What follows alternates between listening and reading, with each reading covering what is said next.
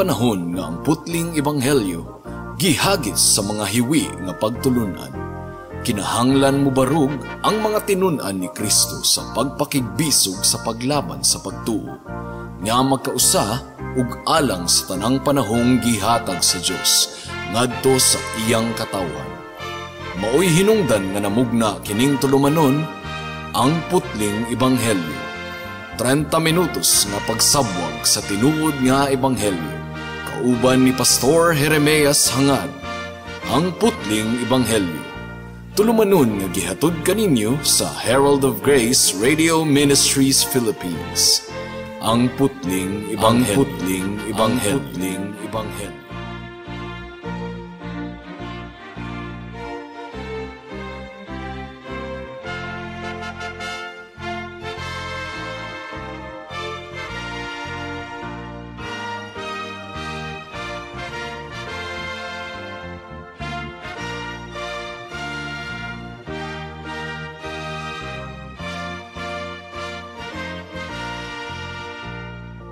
Special greetings sa tanang mga regular nga tigpaminawan sa atong panagsibya dinhi sa kahanginan ug espesyal usab nga pagpanimbaya sa akong 95 years old nga lolo nga si Isabelo Lauri Sr. nga naminaw karon. Alang sa pagpamalandong sa pulong sa Ginoo, please turn with me to Romans chapter 3 verse 1 hangtod sa verse 8. Ang giingon dinhi mga kaigsuonan. Unya unsa may nakabintaha sa Hudiyo? Uunsa ang kapuslanan sa pagtuli? Dako kaayo kung hunahunaon. Una, gitugyanan sila sa aktwal nga mga pulong sa Dios. Unya, unsa man, kung ang pipila wala motuo, ang ilang pagkawalay pagtuo, dili magpahimong walay pulos sa pagkamatinud-anon sa Dios, di ba? Layo ra kaayo sa kamatuoran. Hinuon mapamatud-an gayud nga ang Dios tinuod. Bisag ang matag tawo makaplagan nga bakakon, sumala sa nahasulat, aron mapamatud-an ikaw nga matarong sa imong mga pulong ug mudaog kung ikaw pagahukman. Apan kung ang atong pagkadili matarong nagpamatuod sa pagkamatarong sa Dios, unsa may atong masulti? Ang Dios nga nagpahamtang sa tunglo dili dautan, di ba? Nagistorya ako gikan sa pananaw sa tawo, layo ra kaayo sa kamatuoran, kay kung dili unsaon man niya sa paghukom sa kalibutan. Apan kung pinaagi sa akong bakak ang kamatuoran sa Dios mahimong abunda ngadto sa iyang kahimayaan, nganong gihukman man pud ko gihapon isip usa ka makasasala, ug nganong dili man ingnon sama sa butang-butang nga taho mahitungod kanato ug sama sa gipasumangil sa uban nga giingon kuno nato, magbuhat kita og dautan aron mugula niini ang matarong, ang paghukom bato kanila angayan lang. May the Lord bless the proclamation of His Word at this moment. Ang bersikulo 1 hangtod sa bersikulo 8 sa Roma Kapitulo 3 mga kaigsuunan, kung sa paragraph pa, usa kini ka parenthesis nga gi-insert ni Pablo aron tan-awon ang pananglitan nga question, hypothetical question, pananglitan. Ug unsa man kini nga pananglitan nga question or hypothetical question. Kung nag-ingon ikaw, Pablo, nga walay kalainan tali sa Hudiyo ug sa Hintil, ug nga pareho lang ang pagtagad sa Ginoo sa mga Hudiyo ug sa mga Hintil, nan, unsa man ang nakabintaha kung ikaw usa ka Hudiyo? Unsa man gyud ang tumong alang sa nasod sa Israel? Ang daang tugon ba baliwala o walay pulos? Gitubag kini ni Pablo sa bersikulo 2. Unsa man gyoy nakabintaha kung ikaw usa ka Hudiyo? Ang giingon ni Pablo, dako kaayo kung hunahunaon. Una, gitugyanan sila sa aktwal nga mga pulong sa Dios. So ang giingon ni Pablo mga kaigsuunan, ang chief advantage kung ikaw usa ka Hudiyo is that nadawat nila ang mga pulong sa Dios. Aktwal nga mga pulong sa Dios, oracles of God. Ang gigamit nga Griego nga pinulungan niini mga kaigsuonan is logion. Kining logion mo kini gigamit sa Book of Acts nga ang buti pasabot ang balaod ni Moses. For example, Acts chapter 7 verse 38. Ang gingon dinhi, mao kini ang atua sa asembleya sa kamingawan kauban ang anghel nga nakigistorya kaniya didto sa bukid sa Sinai. Ug kauban sa atong mga kagikan, ug nadawat niya ang buhing mga pulong aron ipasa nganha kaninyo. Buhing mga pulong, logion. Kung atong basahon usab ang Book of Hebrews, ang pulong nga lugyon gigamit aron i-describe ang general nga kamatuoran sa balaang kasulatan. Hebrews 5:12 ang giingon dinhi mga kaigsunan, tungod kay bisan og sa pagkakaron mga magtutudlo na unta mo, nanginahanglan gihapon mo og mutudlo kaninyo sa mga sinugdanan nga mga prinsipyo sa aktual nga mga pulong sa Dios, lugyon, ug nanginahanglan mo og gatas ug dili gahi nga pagkaon. Sa 1 Peter mga kaigsuunan, gigamit ang pulong nga lugyon to describe the word of God. 1 Peter chapter 4 verse 11. Ang giingon dinhi, si bisan kinsa ang magsulti kinahanglang buhaton niya kini sama sa usa ka tawo nga magsulti sa aktual nga mga pulong sa Dios, lugyon. Now in Romans chapter 3 sa atong teksto niining taknaa, ang pulong nga lugyon gigamit to describe the 39 books of the Old Testament. So dako kayong panalangin alang sa mga Hudiyo, bintaha gayud kaayo gumikan kay gihatagan sila sa Ginoo, gitugianan sila sa Ginoo sa libro sa daang tugon, ang libro sa pagpadayag sa Ginoo sa iyang kaugalingon. And by the time nga gisulat ni Pablo ang epistle to the Romans, ang lugyon, it would have been understood as the books of the Septuagint, katong Greek translation of the Old Testament, kay muman kadto ang popular nga copy sa ilang panahon. Matud pa ni B.B. Warfield, to these Jewish writers, there were no oracles except what stood written in these sacred books themselves, and all that stood written in them were the oracles of God. So gihatagan sa Ginoo ang mga Hudiyo sa iyang pulong ug grasya kini mga kaigsunan kung buot hunahon gumikan kay dili biya unta obligado ang Ginoo nga magpaila-ila sa iyang kaugalingon ngadto sa mga Hudiyo or ngari kanato. Pwede biya unta nga gipasagdahan na lang kita sa Ginoo nga di nato siya mailhan. But in God's grace and mercy nagpaila-ila ang Ginoo ug una ngadto sa katawhan sa Israel. Nakigistorya ang Ginoo kanila ug ang Ginoo nagsugo nga sundon nila totally ang pulong sa Ginoo. Ug ang disobedience, ang pagsupak mga kaigsunan kung atong basahon ang Old Testament, may resulta gayud kanunay sa paghukom sa Ginoo ngadto kanila. Ug ang ilang pagsunod kung atong basahon, may resulta gayud kanunay sa pagpanalangin sa Dios kanila.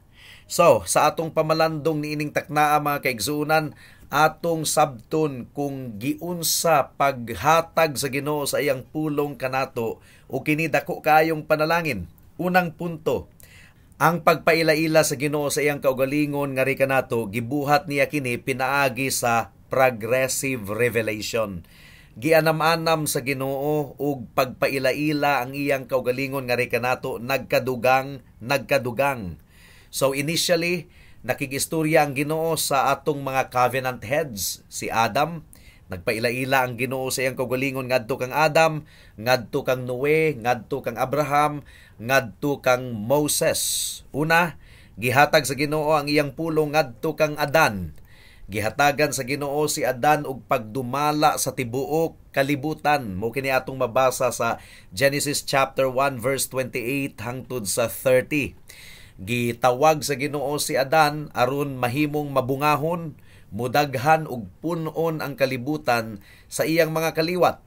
And then gihatagan sa Ginoo si Adan og usa ka sugo nga kung iya kining tumanon, wala lang siya nagrepresentar sa iyang kaugalingon kundi nagrepresentar siya sa tanan niyang mga kaliwatan. Mao nga niadtong nahulog si Adan sa kasalanan, ang tanang mga katawhan nahulog sa kasalanan usab. Genesis chapter 2 verse 16 to 17 ang giingon dinhi mga kaigsuunan. Gisugo sa Ginoong Dios ang tawo nga nag-ingon, gikan sa bisan unsang kahoy sa tanaman mahimo kang mukaon nga gawasnon. Apan gikan sa kahoy sa kahibalo sa maayo ug dautan, ayaw og kaon. Tungod kay sa adlaw nga mukaon ka gikan niini, sigurado gayod nga mamatay ka. Unfortunately, mga kaigsuunan, gidisregard ni Adan ang pulong sa Ginoo ug ang bunga sa iyang pagsupak naani hangtod nato karon. Si Satanas mga kaigsuunan sukad pa sa sinugdanan, iya gayod nga gi-question ang pulong sa Ginoo. Gitamnan niya og pagduda ang utok og kasing-kasing ni Eva kung tinuod ba gayod ang pulong sa Ginoo. Paminawa ang iyang style sa Genesis chapter 3 verse 1 kung giunsa niya pagtintal si Eva. Ang giingon dinhi karon ang bitin mas mangililad kaysa ubang mga hayop sa kapatagan nga gibuhat sa Dios. Ug miingon siya sa babayi, misulti ba gayod ang Dios? Ayaw kamo og kaon gikan sa bisag unsang kahoy sa tanaman? Did God really say? Tono palang gani daan mga kaigsuunan. Klaro na gyud kaayo nga nagsuggest si Satanas nga ang Ginoo murag na makak. Dili katuuhan, kadudahan ang pulong sa Ginoo. So, mao kadto ang pagpadayag sa Ginoo sa iyang kaugalingon ngadto kang Adan. Dugang pa, gihatag sa Ginoo ang iyang pulong ngadto kang Noe. Genesis chapter 6 verse 13 to 14. So gianam-anam sa Ginoo og pagpadayag ang iyang kaugalingon ngari kanato. Nagkadugang ang iyang pagpadayag sa iyang kaugalingon ngari kanato. Genesis 6:13 to 14 ang giingon dinhi, unya miingon ang Dios kang Noe, ang katapusan sa katawhan miabot na sa akong atubangan. Tungod kay ang kalibutan na puno og kapintasan tungod sa mga katawhan. Ug tanawa, ako nang gubon sila uban sa kalibutan. Pagbuhat alang sa imong kaugalingon og arka gikan sa kahoy nga gupero. Buhata kini nga adunay mga lawak ug buliti kini og aspalto sa sulod ug sa gawas. Salamat na lang sa Ginoo gumikan kay si Noe, misunod sa pulong sa Ginoo ug naluwas ang iyang pamilya ug ang tibuok mankind naluwas mga kaigsuunan. Gipasabot kini sa Hebrews chapter 11 verse 7 ang matang sa pagsunod ni Noe. Ang giingon dinhi, pinaagi sa pagtuo si Noe, human mapasidan-an sa Dios mahitungod sa mga butang nga wala pa makita. Diha sa pagtahod, nag-andam og arka alang sa kaluwasan sa iyang panimalay. Ug pinaagi niini gihukman niya ang kalibutan ug nahimong manununod sa pagkamatarong sumala sa pagtuo. So si Noe gitawag usab og magwawali alang sa pagkamatarong ug matinud-anon gayud kaayo siyang nag-apply sa pulong sa Ginoo sa iyang henerasyon mga kaigsuunan. Tungod kay misunod man si Noah sa pulong sa Dios, ang Ginoo nagtukod og pakigsaad ngadto kaniya. Ug ang saad sa Ginoo dili na gayud niya bungkagon or i-destroy ang kalibutan pinaagi sa baha. Ikatulo, naganamaanam og pagpadayag ang Ginoo sa iyang kaugalingon ngari kanato, nagpaila-ila siya ngadto kang Abraham. Gihatagan sa Ginoo si Abraham ug nindot kayo nga mga saad by way of a covenant. Ug iyang gihatagan si Abraham og pagtuo aron mosalig sa iyang pulong. Ang giingon dinhi sa Genesis chapter 26 verse 5. Tungod kay si Abraham misunod kanako ug mituman sa iyang katungdanan ngari kanako ug mitipig sa akong mga sugo, sa akong mga lagda ug sa akong mga balaod. O kung atong basahon ang Biblia atong masayran nga ang Ginoo nagpadayon sa iyang pagpakigsaad kang Abraham pinaagi sa iyang covenant people. Tanang mga tawo nga adunay pagtuo sama kang Abraham. Well, kinsa man ang mga sakop sa covenant community or covenant people, mga believers, ang gipasabot sa Galatians chapter 3 verse 9, kita mga kaigsuunan nga magtutuo sa atong Ginoong Hesukristo. Ang giingon dinhi, mao nga tanang anaa sa pagtuo gipanalanginan kauban sa magtutuo nga si Abraham. So pagkahuman kang Abraham, gipaila-ila pagyud sa Ginoo ang iyang kaugalingon ug dugang pinaagi kang Moses.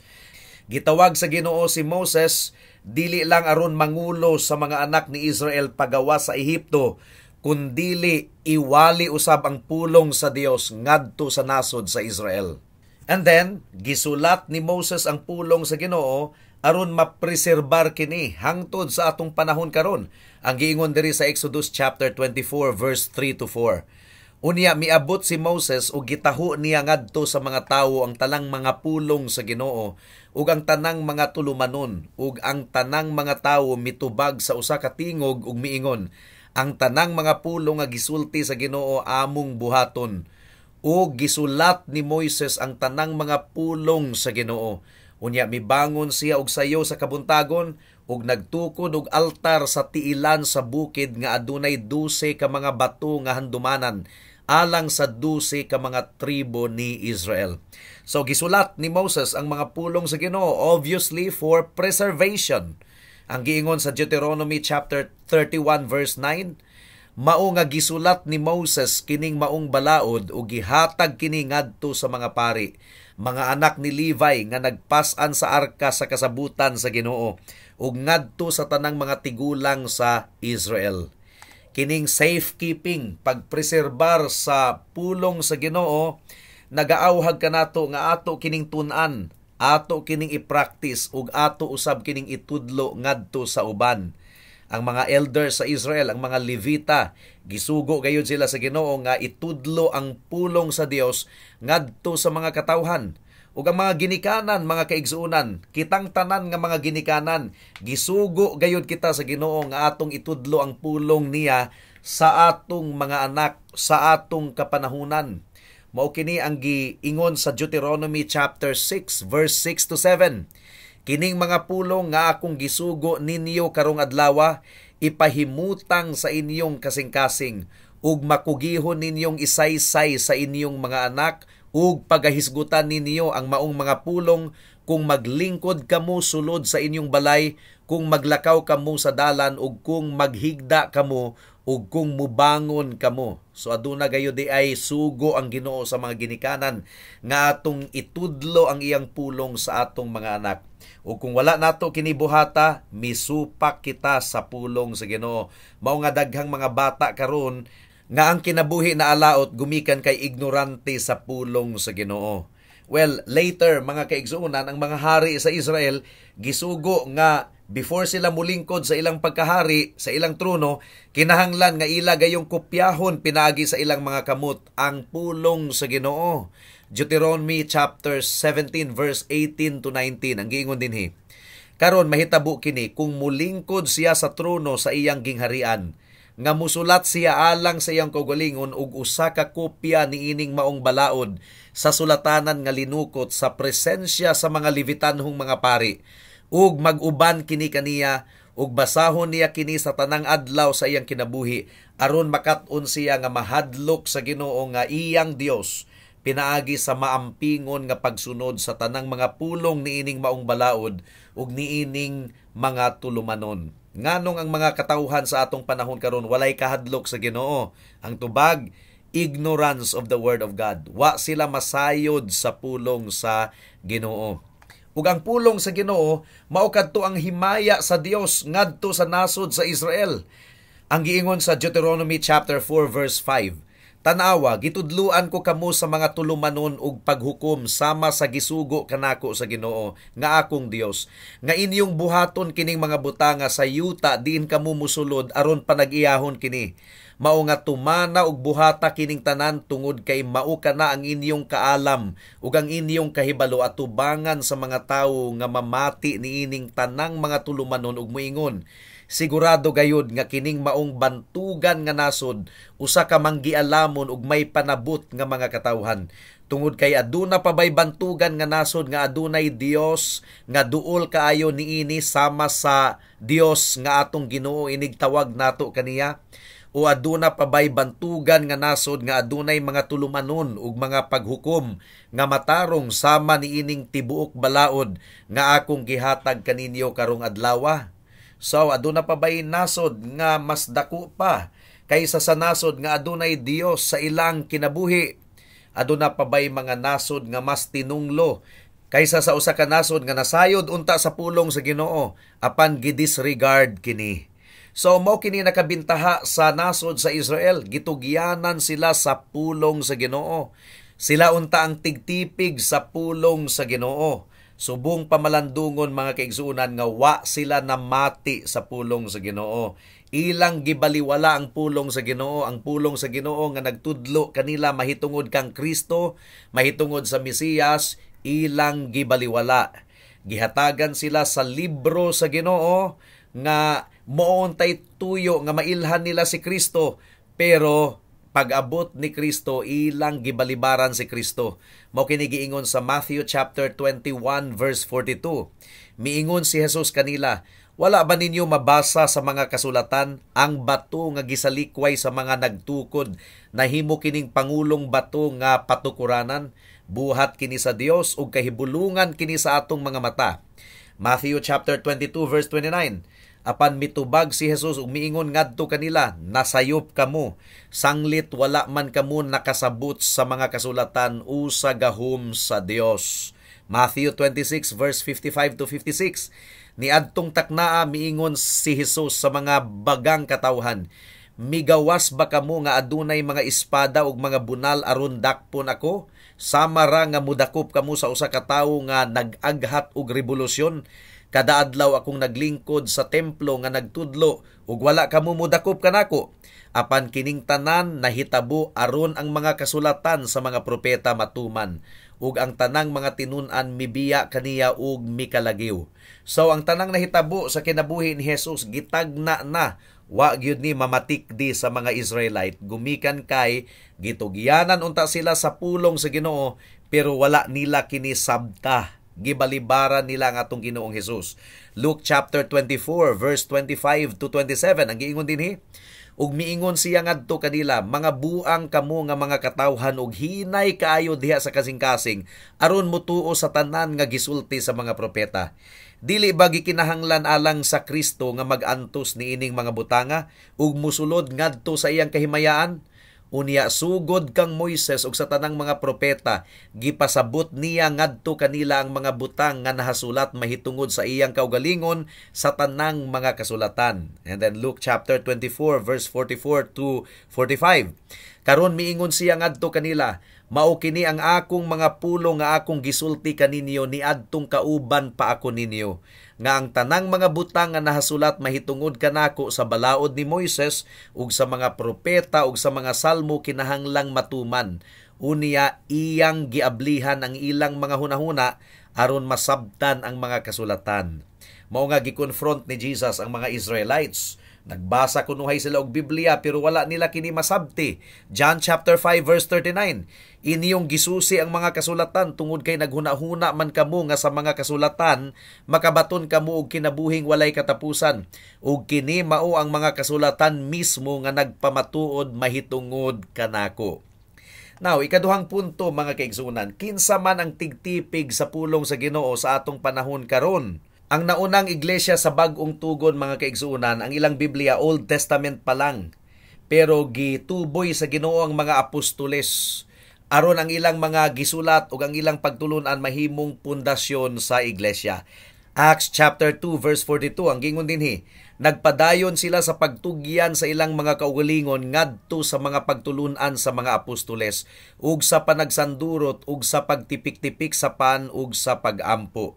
Ephesians chapter 2 verse 20, nga natukod diha sa pundasyon sa mga apostoles ug mga propeta, si Kristo Jesus mismo ang batong patukuranan.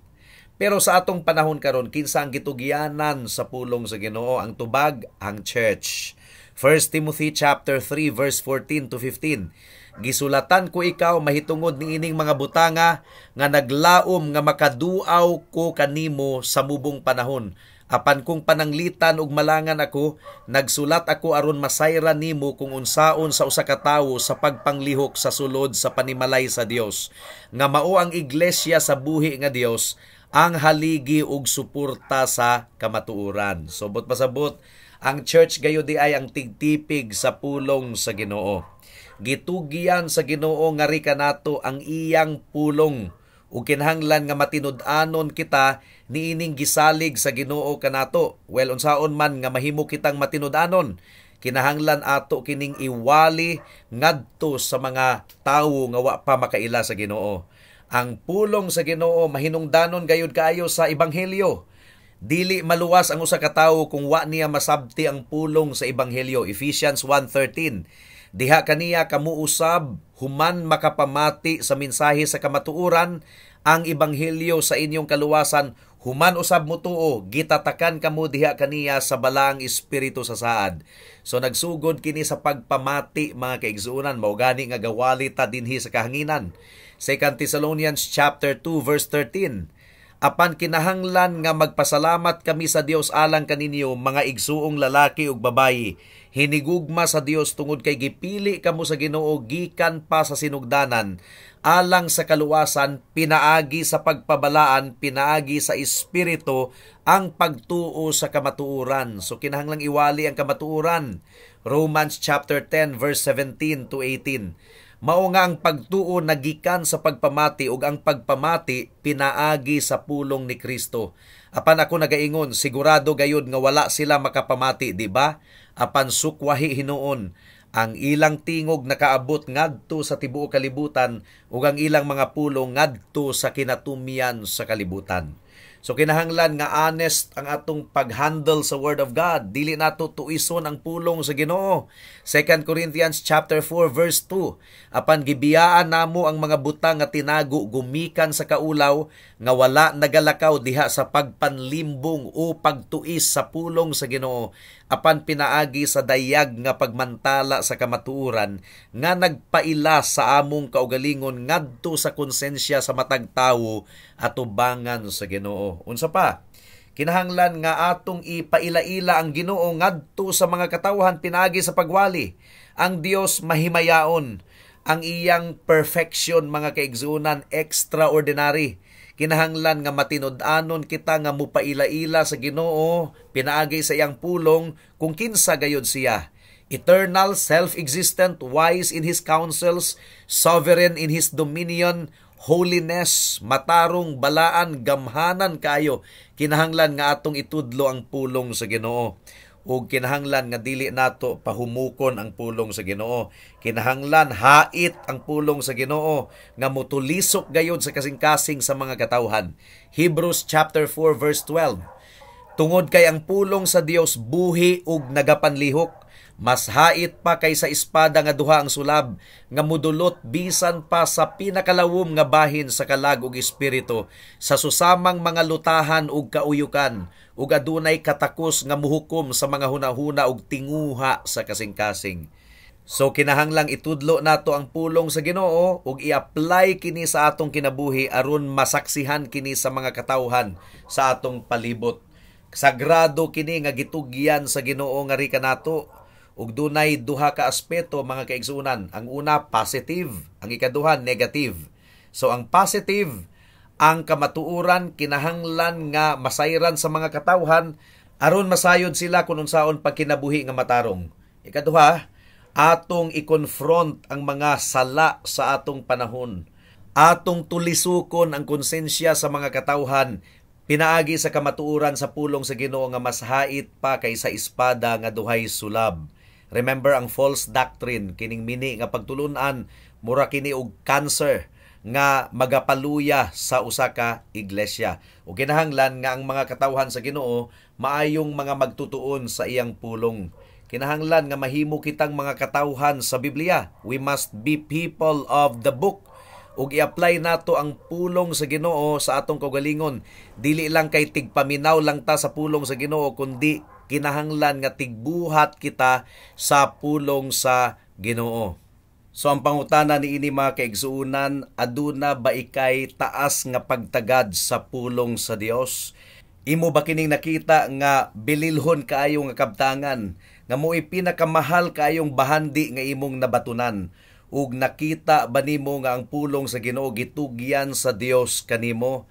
It is a wonderful gift to possess the Word of God. Bintaha gayud kaayo kung ang pulong sa Ginoo atong nasayran, atong nahinuklugan.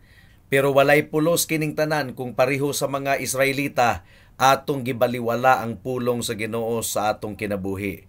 Kumusta ang pulong sa Ginoo sa imong kinabuhi, gala? Imo ba kining gibasa sa matag adlaw, gitun-an kanunay o gi-apply sa imong kinabuhi? Hinaot nga sa imong pagbuhat niini mailhan nimo si Kristo, ingon nga bugtong Dios ug manluluwas sa mga makasasala nga susama nimo ug susama kanako. Hinaot nga masabtan nimo ang tinuod nga ebanghelyo nga dili ikaw makaluwas sa imong kaugalingon, mao gani nga mianhi si Kristo aron muula sa iyang dugo didto sa krus sa Kalbaryo aron ang imong sala mabayran, mapapas higala. Walay pulos ang tanang mga bahandi nato niining kalibutan na kung pagkahuman sa atong kinabuhi, ang atong kalag malaglag didto sa impyerno. Paningkamuti higala nga sa pagtuon nimo sa pulong sa Ginoo mailhan nimo si Kristo ingon nga imong bugtong Dios ug manluluwas. Amen. Alang sa dugang nga mga pangutana, mahimong mo text kang Pastor Jeremias hangad sa 0935 744 3030.